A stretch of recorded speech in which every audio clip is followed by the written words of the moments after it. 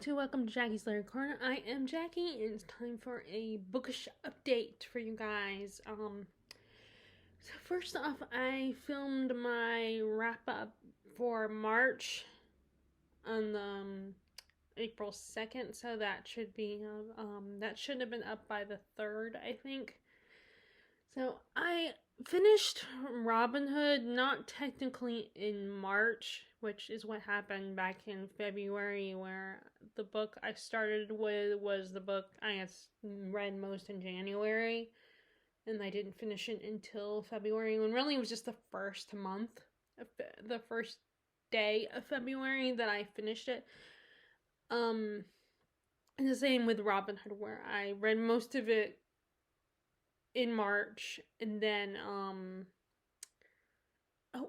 actually the first book I started in February I brought into March, which was Interview with the Vampire. And I did do the same thing in January, but with as well, actually. So I feel like I've been doing this the last the past few months. So I probably will do it again in April. We'll be reading a book that will carry into May. But so I read the last 3 chapters of Robin Hood in April, so it's also kind of an April read, but I won't talk about it in April. I decided to talk about it in March. But I'll mention it again at the end of the month when I'm doing my wrap up for April. I also read and now the real book that I read in April that started my first actual read of the month that is The Winter's Tale by Shakespeare. So it's actually a play, obviously. This is one of the ones I didn't know as much about. Like, I probably had heard the name, but I didn't know the plot of this one. And, like, when I read the title, I was expecting something more whimsical and magical in the story, or something kind of like the Winter Nights trilogy. But it wasn't exactly that. It felt like kind of like a typical story, that where the king, King Leonidas, he invites his friend, the king of Bohemia, King Polynesies. I don't know how to say the name, and I don't even know if I'm saying the other guy's name right, and he gets his wife Hermione, he's asking him to stay a little longer, and the other Polyxenus is, saying no, so he gets his wife Hermione to persuade him, and for some reason, he interprets her actions towards him, like, I guess she's very affectionate towards him, maybe holding his hand or something, and she's able to easily persuade him to stay, that Leonidas gets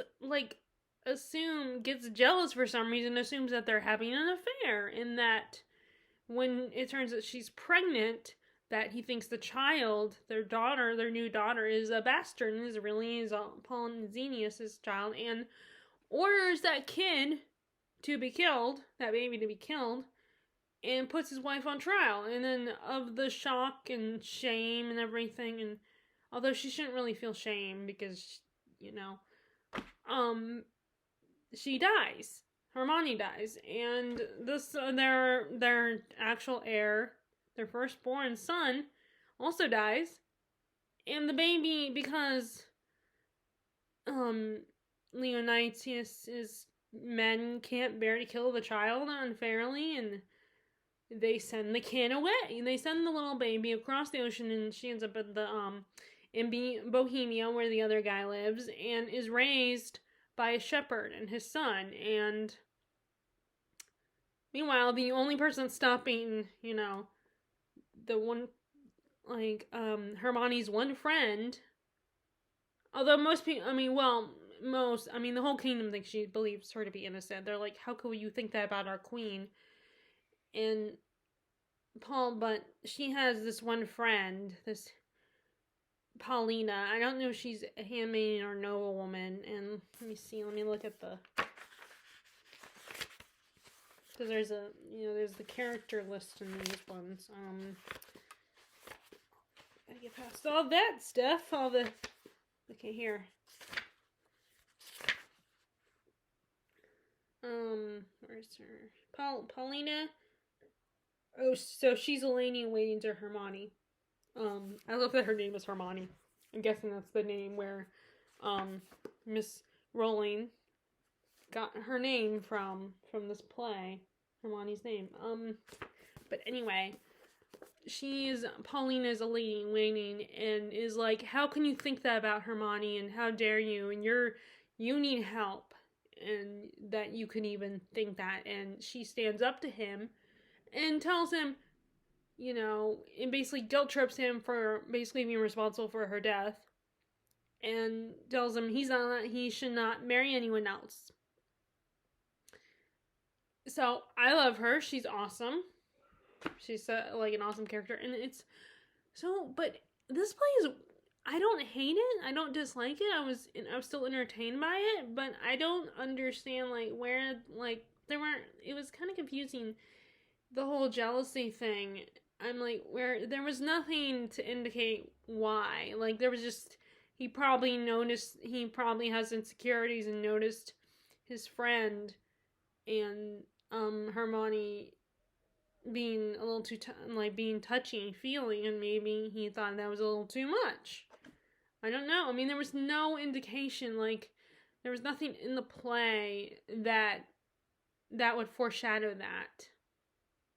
So it was very weird. It was very, all of a sudden, that's where it starts, where, they're talking to their friend, and then all of a sudden, he sees Hermione and him being, I guess, a little too friendly with each other. And I mean, it wasn't even they were meaning secretly or anything. It just felt out of nowhere. Like I said, nothing to foreshadow that. That's how the play starts. So, there's I'm sure the Scottish play probably had more foreshadowing than this one. But at the same time, I didn't entirely hate the play. I thought it was kind of interesting. And like everybody else, there was that famous stage direction that one of the characters exits chased by a bear.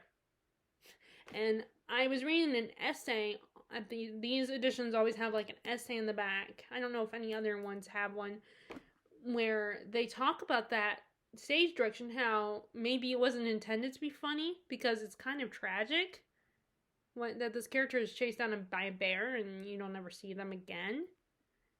But it's just kind of funny, and he talked about how the audience just laughed at that because the idea is a little ridiculous that he gets chased down by a bear. And it's more terrifying when you have it's weird how something like that, you see that in a movie and it's absolutely terrifying, but as a stage direction, you see it on stage, it's, I guess, funnier because it's ridiculous. It seems more ridiculous. It's very interesting. And yeah, it is. I mean, I agree, it's funny.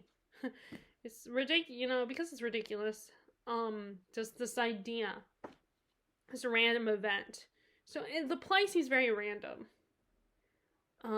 Once again, I still struggle with understanding everything that's being said. I do try to follow with what's at the beginning of these editions, with the notes and stuff, kind of explaining Shakespeare's language, but still very confusing. And maybe it's because I rush the plays. I definitely want to reread King Lear and take more time with it. But that's still my favorite, out of all the ones I've read so far. But it definitely helps having someone else talk with someone else. So I really wish I had a buddy read with this, and then I could talk to that person. It would be kind of hard if it's because I would want to talk to them in person. So I don't know. It would have to be someone in my personal life, probably. I wouldn't want to read with them. I would love for Larissa and I to do a Shakespeare. Or even Terry, if she's, interested, if she would be willing.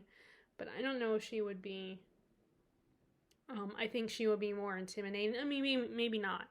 But, I know she was intimidated by, even just reading Jane Austen. Because the writing style is still different. It's older. But it's not as like this. and it's not as, archaic. So if she, this, I could see where this could be more intimidating reading this, trying to reading a Shakespeare play compared to an Austen novel. And some of you guys might think that's ridiculous, but I remember us having a conversation even before I started reading her regularly. I was apprehensive about reading Austen and thinking I would be bored and be confused, and I still at times am like, oh well, more so with Dickens. As much as I love Dickens and his writing, I'm still like, get to the point.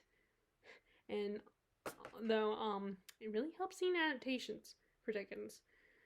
And I feel like with any author, any classic author, if you read enough of them, you'll eventually get comfortable and get the gist. And, I imagine that's what a lot of people recommend when you're trying to get into classics. Just read more than, just keep trying. And, if you start to like it, you'll eventually get comfortable with the writing. But anyway, so this was very weird. I mean, the second half felt more like a Shakespeare comedy, like a rom-com, while the first half seemed more like a drama. And then I feel like the title made me think, like I said, the title made me think it was gonna be something like the Winter's Night trilogy, like a folktale and a really dark story, like, or with that was a whimsical. The title, like, they do reference the title a little bit. I mean, even the beginning notes in the book refer to quotes that kind of are talking about the title of the play and the story within the story situation. Like, there's a scene when, before the son has died, he's talking to his mom, and he has, saying, "Oh, I have a story to tell. It's really a winter's tale." So I think that's in reference to the title, which is still kind of confusing for me.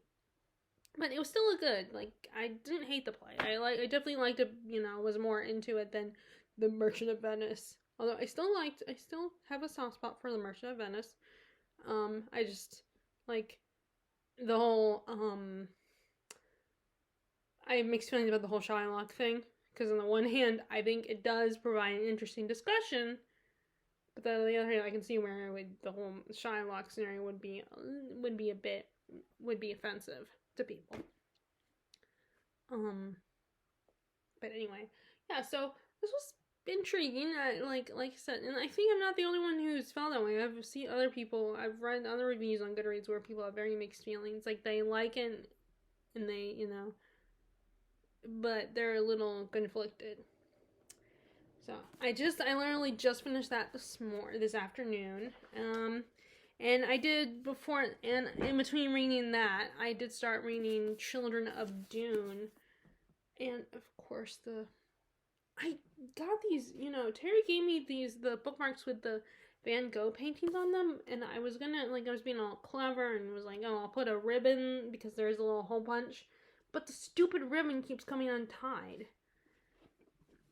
See, like, and I don't know how to, I don't know how to knot it, but it's kind of it's a pain to keep dealing with this.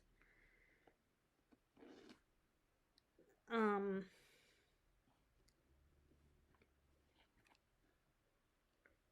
I'm trying to double tie it. There. Hopefully that will help. Although it's not even, like, this one's a little longer. But maybe it will not come out this time. Again, it's a confusing start. I mean, it's been a while since I've read Dune Messiah, so getting back into the story, like, when I start reading, it's interesting experience, because when I first start reading them, the writing does feel a bit odd and different, and I have to get used to it. But then I read a little bit more, and it seems fine. But then there are moments where it feels, you can feel the difference. The characters, this is like about Paul's children, and they have that vibe of wise beyond their years, and it's probably because of their people that they come from and everything, like, and they have this weird thing where they have the memories of their parents and their grandparents inside of them, and then they can be possessed by the spirits of their parents. Their parents can take over and it's very it's very weird, but not necessarily in a bad way. It's just, very like, I mean, it fits the world obviously, and it's a sci-fi fantasy story, so it's very, but it's a little jarring, the whole idea of that. And then there's like this fear of using the spice. How, Leto the second is worried, his sister Gamina is worried about Leto using the spice because she sees her aunt Aaliyah using it, and it's kind of started to control her a little bit, and she's invited being possessed by the other half of her family, and Gamina is worried that her brother might be next, might be easily a victim as well. And he's having these visions about taking this golden path. But Gamina's not so sure about this, but she trusts her brother. So I feel like Gamina seems to get that whole... She's kind of caught between her grandmother, Lady Jessica, and her brother, and staying loyal to her brother, because Lady Jessica pulled her aside, and she has admitted her fears for her brother to Lady Jessica, and Lady Jessica asked her to keep an eye on him. But she also wants to be loyal to her brother. So I feel like she doesn't know who to trust, like whose side she's on, because like she feels like she can't. I feel like Gamina thinks that she can't trust either one of them, because she feels like both of them are keeping stuff. So she's kind of in the middle. And then meanwhile you have Aaliyah, who is being potentially possessed and corrupted by the spirits of her ancestors, of her grandfather particularly, and who is the family of the Atreides, who is the enemy of the Atreides family, and originally, and so it's getting really interesting. I'm trying, and I'm wondering, because like I was watching Mike from Mike's Book Reviews mentioned his video where he talks about the Dune sequels and how trying to defend them because a lot of people say they suck. But so far, this doesn't suck. This is really intriguing. I also like Dune Messiah, too. Although I was surprised how short it was. It's like the shortest book in the series, I think. But I actually really I like this world. It's very different than what I'm used to reading, and it's very unique, at least to me. Like, it might not be unique to other people who read this kind of, sci-fi stories. But for me, it is, because I don't read a lot of sci-fi. And it helps that, like I said, it helps that it's not super heavy on the science, which is a contradiction. If you're trying to get into science fiction, then, you want to get into... If you're going to get into science fiction, then you get, then you want to, then you are interested in science. But as I've said before, I think I lean more towards science fiction that has a little bit of a fantasy feel to it, where it's not dense on the science. But anyway, and and he said that if anything, just stop at Gone Emperor of Dune. So I don't know if I'll do that. I'll read the chapter How's Dune, and then I know Frank Herbert's son. I don't know where I got the name Robert, but Frank Herbert's son, Brian Herbert, wrote some more Dune. But hardcore fans say it's not as good as the original novels, and he doesn't like... People like Mike don't like what Brian Herbert has done with Dune and everything. So I don't know if I'll continue after. I think I'll read The Gone Emperor of Dune, because I do have it, although I might exchange my copy for one this size, because like I said, I saw $7.99 on Amazon, and then of course I was dumb enough to not think about the fact that the recent $7.99 is it's a mass market, because there's no way Dune would have a book this size to be $7.99. It's Amazon, so I don't know. I'm still trying to decide if I want to keep that version of it or not, but and just read from that version. I mean, not that mass markets are bad. It's just, I don't like the minuscule print of mass markets. But although mass market sizes do come in handy, like, if I want to bring a book with me and to a function where, it's preferable to have like a smaller purse, I can fit a mass market in those kinds of purses. Because, when I go with my parents are all, my mom's like, you don't need a book. And because I'm here to, to party and join and talk with other people, which I usually don't do unless, But anyway, so I'm also bringing this up because we do have a function coming up soon. So yeah, I don't know. But so far I'm liking it, and I think I'm gonna watch Mike's video where he talks about the Dune sequels and talks about if they're because he's defending them and that he actually likes them, and he has ones that he prefers, but anyway, and I haven't seen the part 2 yet. What will probably has happened, I will like the first Dune movie, I'll wait until it comes to Max or something, then I'll watch it. That's what happened with the first one. I mean, unless my dad wants to go see Dune Part 2, and I mean, my birthday's coming up. Although I will see what's coming out, and although we will not be here, we might not be here for my birthday, which is gonna be cool because we actually might be celebrating my birthday with my sister. Because the last few years, mostly she just will send me something. But we talked about maybe going to visit her the week of my birthday. So, anyways, I'm liking it, so that's good. So I am liking this. Okay. I still don't. You saw me do that video. I'm assuming you watched that video. You guys watched my video where I talked about books potential reads for April. Like, I'm just so indecisive. Like, I'll keep looking at all these books and all these considerations, and I can never narrow it down. I haven't really gotten a chance to try again to narrow it down because I'm kind of watching our dog because my I can't trust him up here, and then if I'm doing something like this, it's kind of hard because I keep every so often glancing at him, make sure he's not getting into trouble. He's still unfortunately he's still a puppy, and so it's I love him and he's adorable, but as a puppy he still gets into mischief, and it's just when he's older maybe it will be easier for me to have him be up here while I'm filming. I don't know if he'll ever lose his personality of getting into everything.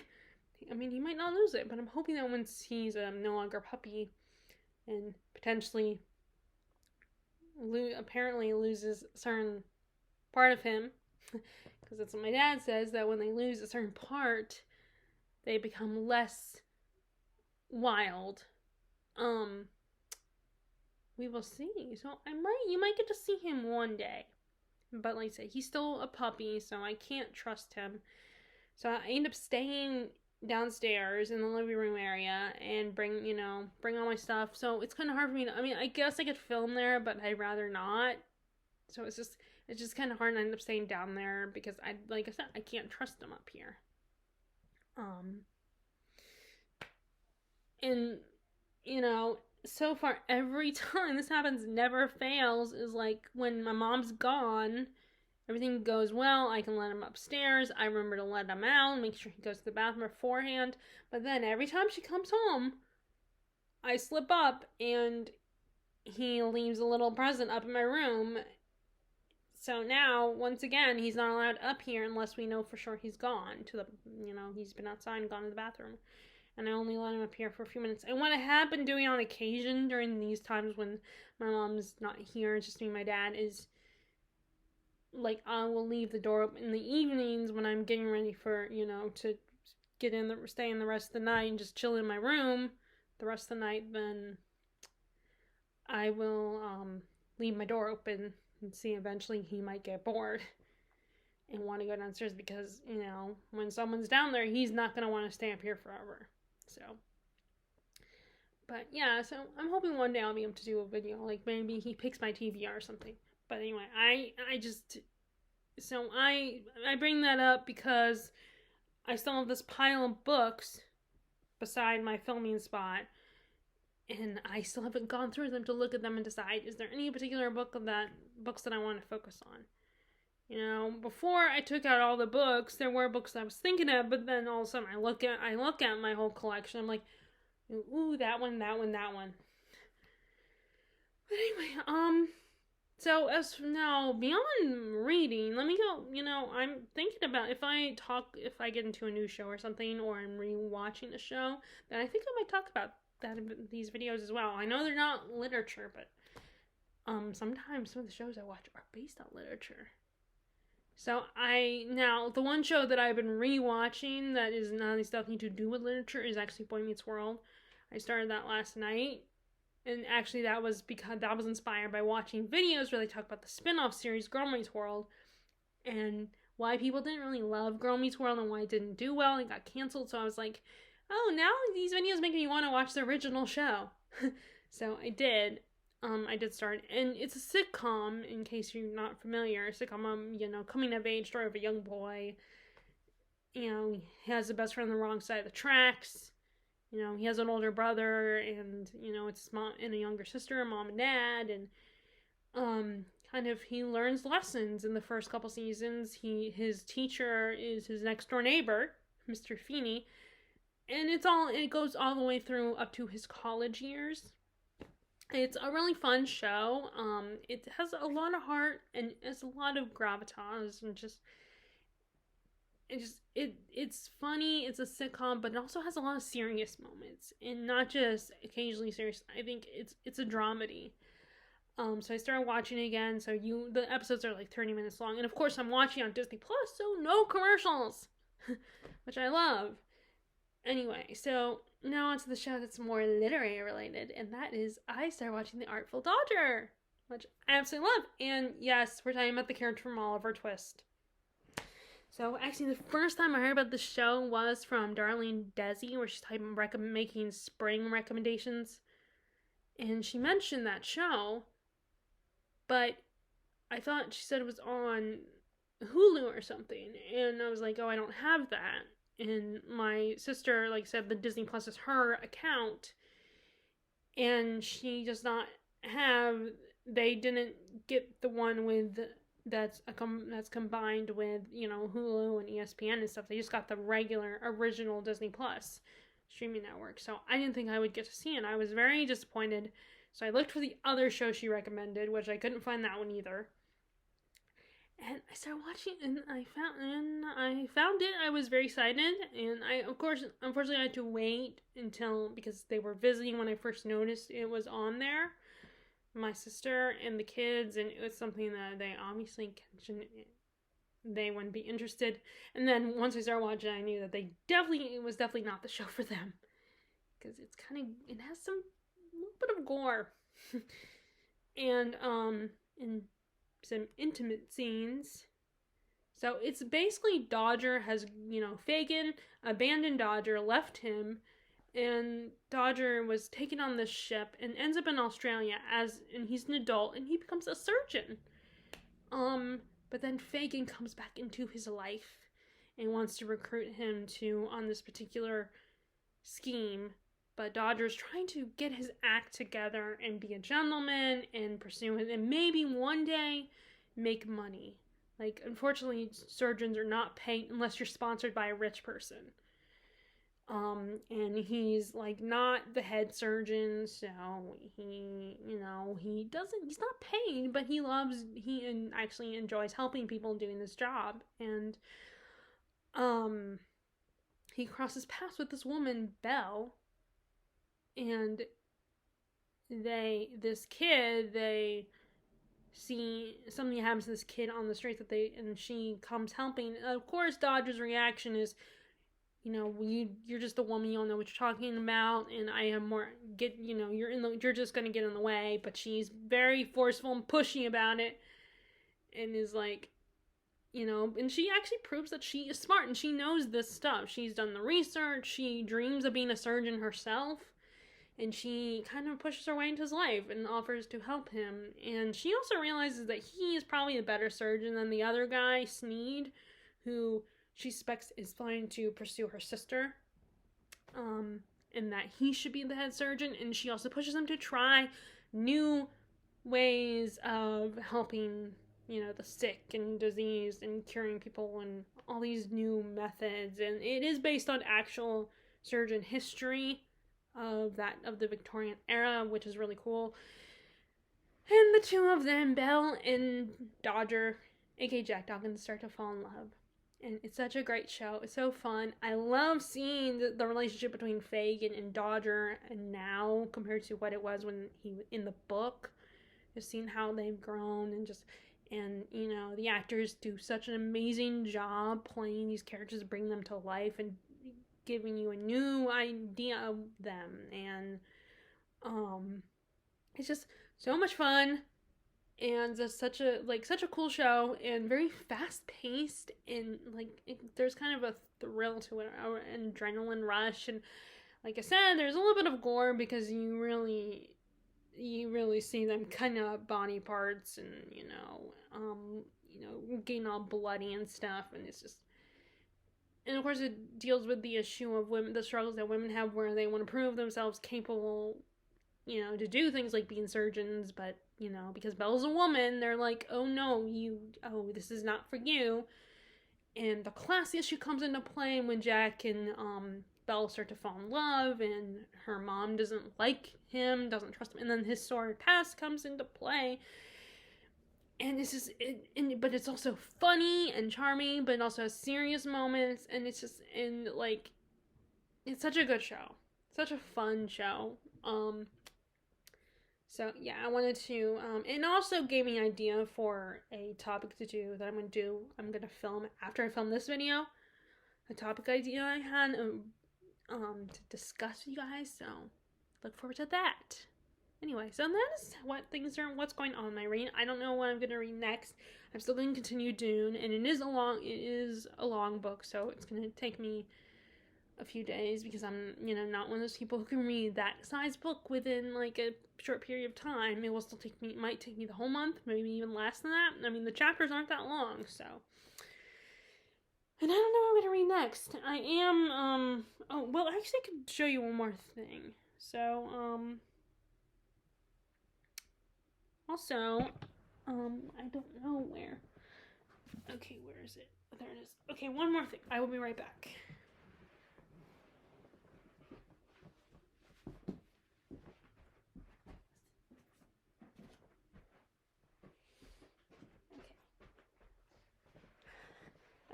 I didn't think about this until just now that this is now the opportunity to show you guys my most recent purchase.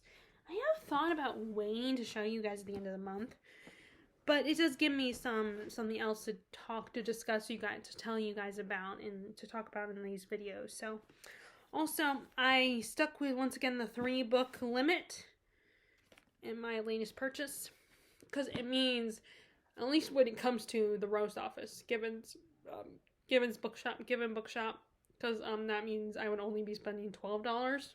If I'm getting 2, I'm only spending $8. And of course 1, it's only 4. So I try to stick to the 3-book limit. Okay, so first book I got was Giants in the Earth, a Saga of the Prairie. So this is a Scandinavian, let me see. Oh no, Norwegian family living on the prairie, Dakota territory, and they're farmers, and it's their lives and stuff. And as always, when I first purchase a book, I'm all of a sudden thinking I want to read that as soon as possible, but then I end up, because I have so many other books that I've had on my shelf for such a long time, I'm like, oh, I shouldn't read this right away, even though I want to. So, but I did, it's in this pile. I did decide. I don't think I mentioned either of these books in that video, but I did, keep it out for a potential read for this spring. So I might read it in April. I might read it this month, or I might read it, in May. Although in May, what I think I might do is not only, try to read some books that I'm really excited about, I always read books that I'm excited about, but ones that that feel like quintessentially me books.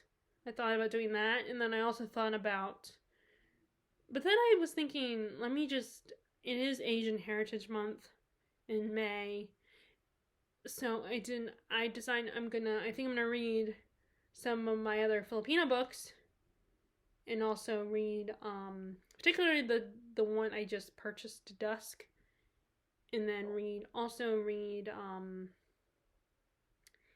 Asian inspired fantasy, so that means, I cannot believe I can't think of the title. That one, the second book is Wall of Storms. I cannot think of what it's called.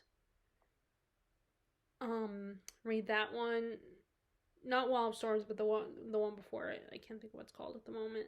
And then also for a fantasy book, and then also I also bought the Tale of Genji, and I think it's kind of an abridged version, the first translation ever that was made for America. Reading that as well. So I might pick this up for April, I'm thinking. And I've never, read about like a Norwegian pioneer family before, and also it would be another translation. So I would like to get more into reading translations more often. So let me see if there's any description of the plot of this. Let me see. This is, which by the way, I really hate, when books, okay, so it doesn't have a description. When books just have blurbs on the back. I mean, blurbs I know are great and they sell books.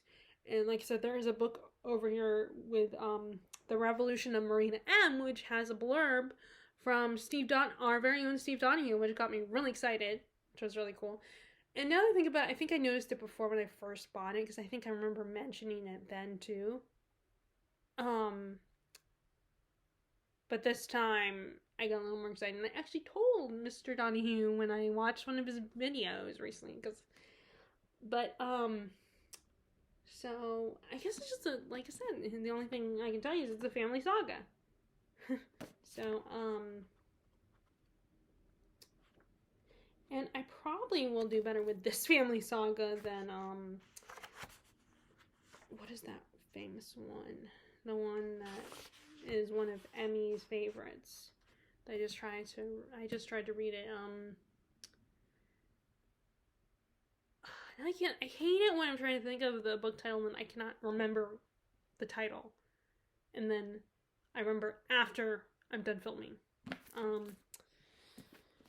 So there's that. And then the other two books that I got were actually, it's a duology. So this was a duology that originally I got mass market copies from my grandfather. He had these books. And at the time, I was like, I wanted to have them because I was very close with my grandfather, both my grandfathers actually, and I wanted something that belonged to him. I actually used to have a bracelet that he gave my grandmother, but then it's a bigger bracelet, so or no, she gave it to him. So yeah, it was a bracelet that my grandmother gave to my grandfather. But his wrist is a little bigger than mine, obviously, so it was a little looser. And then I kept getting caught on the metal things that stuck out on like the cash registers at work. So I was very I think it's the metal thing that hold the bags, the plastic bags. So I got very nervous wearing that, and then so I just decided not to wear it anymore. But I still have it. And I actually have another thing from my grandfather, which is this particular grandfather. I don't have anything from the other grandfathers, sadly, but this one, this wooden little bucket shaped thing made out of actual tree bark that I put stuff in there. I think he had made it. So I still have it. I don't know how I got it. I just know that I remember being told that he made it or that it was for him, but maybe he gave it to me at one point. But I've just always had it. But anyway, so I wanted to have those books. But then I kind of was like, I was that, by that point, I was kind of trying to, and well, not at that point when I got them, but I was kind of leaning away from World War II stuff. They are two World War II books. So I put them, I have a box of all these books that maybe I'll pass on to my nephews and niece if they're interested. Although my sister has said in the past she doesn't want us to save anything like that for the kids, but I still have it, including, and it does include the Harry Potter books, my very first copies. And I have actually asked my mom because I really like those editions, those illustrated editions, and I have them on my Amazon wishlist. And I told my mom I really like those because I still love Harry Potter. So I feel so I want those editions. I've been getting those editions for my nephews and niece. Now the only thing is right now they're switching illustrators. So the 6th one is not out yet, which is kind of frustrating but I understand, like, they want to get in, the artist has left, I think. So has decided that they're done. I respect that. But it's just, the transition of waiting to see if they're going to, who the next artist will be, and then working on the book, it already probably takes a long time to create these, to make these paintings and then put them into the book and put the actual book itself into there. And I know it takes a long time, so I don't know when we would get it. I mean, hopefully they're working on it now. We can get it by like 2025 or at least 2026. I don't know. But anyway, okay, back to this. So,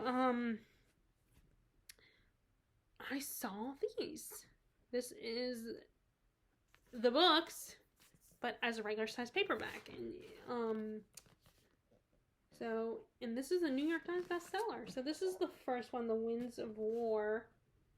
And it's another one about a family. And then the second one is War and Remembrance. I think it's after the war. So it's by Herman Wouk. Okay, so I don't remember the exact plot of these, so I'm just gonna read the back. Herman Wouk's sweeping epic of World War II, which begins with the winds of war and continues in War and Remembrance, stands as the crowning achievement of one of America's most celebrated storytellers. Like no other books about the war, Wouk's spellbinding narrative captures the tide of global events in all the drama, romance, and heroism and tragedy in World War II, as it immerses us in the lives of a single American family, drawn to the very center of the war's maelstrom. So, The Greatest Generation says, a masterpiece of historical fiction, the great novel of America's... Oh no, actually that's part of the quote. A masterpiece of historical fiction, the great novel, America's Greatest Generation. Atlantic Monthly says, compelling, a panoramic, engrossing story. So these don't really tell a lot. Let me see. First-rate storytelling. Well, getting a lot of credits to the author. With the whole world and as it's setting, The Winds of War tells the intimate story of an American family, a Navy family, caught up in the vortex of the world conflict.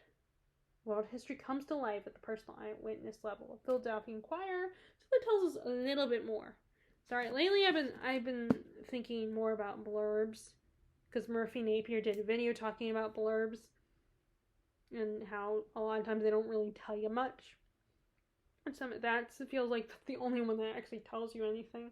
I feel like that the story is about this American family, their Navy family. They're kind of caught up in the World War conflict, which makes sense. Wouk is a matchless storyteller with a gift for characterization, an ear for convincing dialogue, and a masterful grasp of what was at stake in World War II. So he says he's basically saying that he's a really good storyteller.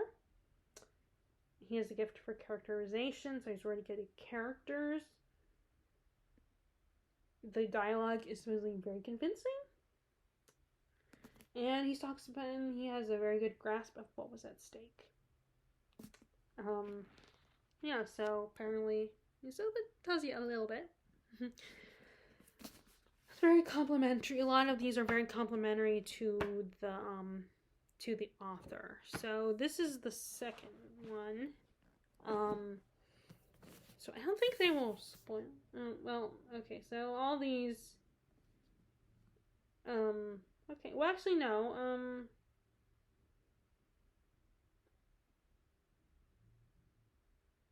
So yeah, there's no point in reading the back because it basically says it's the same. It's the same summary on the back of this one, which is the sequel. Okay, so looks like there's at least a few, some different blurbs. Okay, so it says Stirring, A Journey of Extraordinary Riches, the New York Times Book Review. Brilliant, an outstanding novel at the same time, a great work of history. Woke has more than recaptured the period. He has given it life. Yeah, so. Although I imagine these still, quotes like the blurbs like that could still get you to get excited a little bit, even if they don't tell you a lot. I mean, I feel like depending on how you write it and word it, and if you say using the words that you use, I feel like they can get you really excited about the book.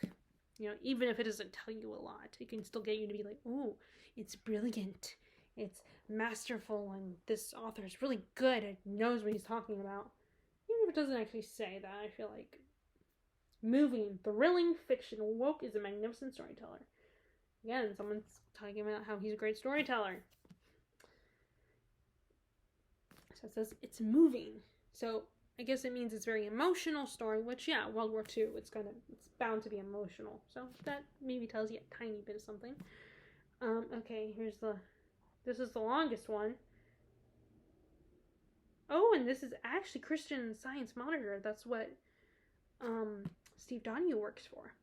So I don't know if this book came out when he was working for Christian Science Monitor, but it just says Christian Science Monitor. So I don't know who says it, but that's when the blurb he says for the Revolution of Marina M was Christian Science Monitor. So one of the great narratives of our time.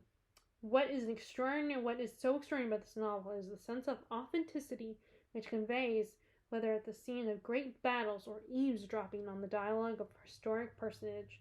Quite simply, I haven't read a novel in years so full of so many moving episodes. Okay, so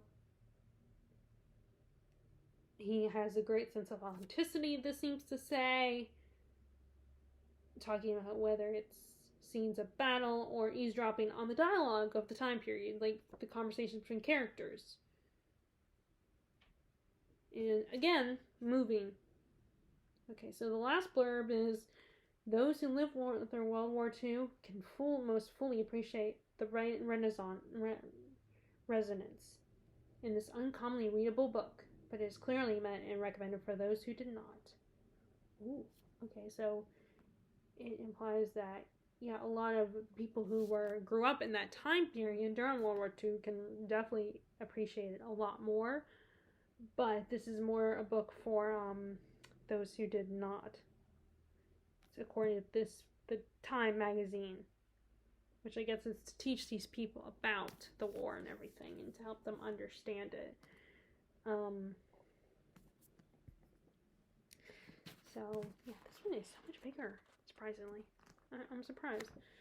But anyway, I'm pretty sure this is the first one, The Winds of War. Okay, so I'm excited to read that as well. Okay, so that's all I gotta say for my update video. I hope you guys enjoyed this video. If you did, please like and subscribe. If you're interested in seeing more of my videos, click the bell icon so you can be notified. Only if you're, you don't have to if you don't want to. I would love to hear what you are reading in the comment section below. And I will talk to you all later. All right, bye.